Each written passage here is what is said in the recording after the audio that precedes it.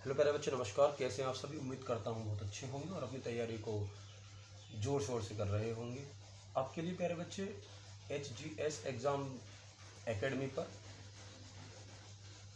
हमारा जो चैनल है HGS एकेडमी है, इस पर आपको कंसेप्ट वाइज आज से एक सीरीज शुरू कर रहे हैं, जिसमें आपको मैक्सिमम सब्जेक्ट की कंसेप्ट आपको देखने को मिलेंगे। और ये कंसेप्ट जब तक चलेंगे जब तक कि आपका सिलेबस कंप्लीट नहीं हो जाता है। मतलब सिलेबस को पूरे कंसेप्ट में डिवाइड किया है।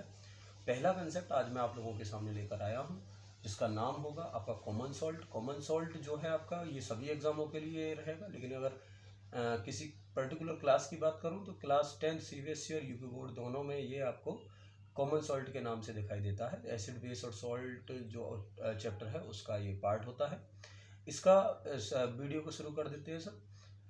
इसका जो नाम है वो सोडियम क्लोराइड है, जैसा कि आपको दिखाई दे रहा होगा कि इसका नाम सोडियम क्लोराइड होता है और इसका जो फॉर्मूला होता है वो NaCl होता है।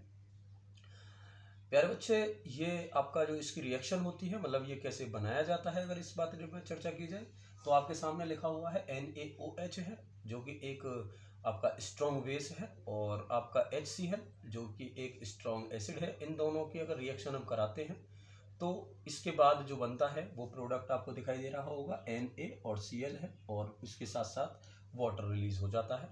अगर प्यारे बच्चे बात करूँ मैं कि इसके यूजेस की, तो यूजेस क्या होते हैं इसके यूजेस जो होते हैं ये आप देख पा रहे हैं। कुकिंग फूड यानी कि खाना बनाने में इसका प्रयोग किया जाता है। जैसा कि आप देख रहे हैं, ये वही नमक है बेटा जो सफ़ेद नमक हम अपने घरों में खाना बनाने में, अचार डालने में और भी काफ़ी चीज़ों में हम लोग यूज़ करते हैं। और इसके साथ साथ इसका रॉ मटेरियल के रूप में भी यूज़ किया जाता है, और केमिकल के फॉर्म में इसका इंडस्ट्री में भी हम लोग यूज़ करते हैं।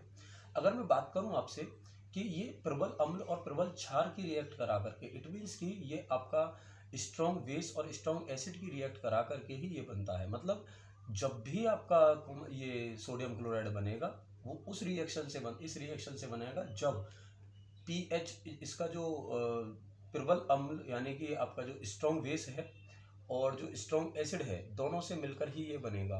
और जब भी स्ट्रॉन्ग बेस और स्ट्रॉन्ग एसिड रिएक्ट करते हैं वो हमेशा न्यूट्रलाइजेशन बनाते हैं, मतलब न्यूट्रल हो जाते हैं। इसका मतलब इसकी जो पीएच वैल्यू होती है वो कितनी हो जाती है? 7 हो जाती है। मतलब मेरा कहने का ये है प्यारे बच्चे कि जब भी एक स्ट्रॉन्ग बेस के साथ में एक स्ट्रॉन्ग एसिड रिएक्ट करता है, स्ट्रॉन्ग एसिड रिएक्ट करेगा तो वो न्यूट्रल बनाता है, न्यूट्रल। तो जैसे ही न्यूट्रल बनेगा तो इसका मतलब जब भी न्यूट्रल की बात आएगी तो पीएच वैल्यू 7 के इक्वल हो जाएगी।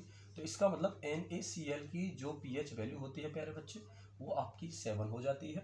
अगर इसके साथ साथ मैं आपको बताना चाहूँ कि आपका प्रबल अम्ल क्या होते हैं या प्रबल क्षार क्या होते हैं, यानी कि जो आपका स्ट्रॉन्ग बेस और स्ट्रॉन्ग एसिड क्या होते हैं, तो स्ट्रॉन्ग एसिड के बारे में एक दो बातें मैं आपको बता देता हूँ यहीं पर।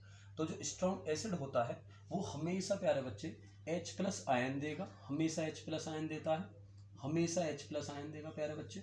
और ये नंबर ऑफ H+ आयन्स जो होते हैं, नंबर जो होते हैं H+ आयन के, नंबर ऑफ H+ आयन जो होते हैं वो बहुत ज़्यादा होते हैं, मोर होते हैं।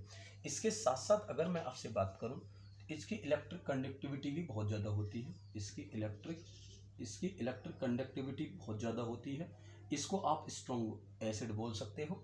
इसके साथ साथ इसके कुछ एग्जांपल्स अगर मैं बात करूं, जैसे HCl हो सकता है, एक H2SO4 हो सकता है, और एक प्यारे बच्चे HNO3 आपका हो सकता है।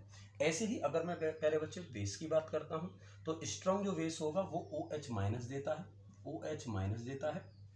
इसके साथ साथ आपको जो OH- के जो नंबर ऑफ OH होंगे, यानी कि नंबर ऑफ जो OH आयंस होंगे वो बहुत ज़्यादा होते हैं, बहुत ज़्यादा होते हैं। इसका मतलब है कि मोर होते हैं प्यारे बच्चे। इसके साथ साथ इलेक्ट्रिक कंडक्टिविटी भी इनकी ज़्यादा होती है, इलेक्ट्रिकल कंडक्टिविटी भी होती है। और अगर मैं दूसरी बात करूँ तो इसके जो होते हैं एग्जाम्पल, NH4 भी OH हो सकता है इसका एग्जाम्पल, नहीं इसका एग्जाम्पल NaOH और KOH इसके बहुत अच्छे एग्जाम्पल हो सकते हैं। प्यारे बच्चे कुछ चीज़ें आपके सामने आएंगी, जैसे किसी के पीछे प्यारे बच्चे आइड लिखा आ जाए, आइड का मतलब होता है, और एक होता है बेटा, एक जो होगा आपका वो होता है आपका आइड के साथ साथ में अगर मैं आपसे बात करूं क्लोराइड, जैसे सोडियम क्लोराइड है एक, तो इस तरीके से हो गया।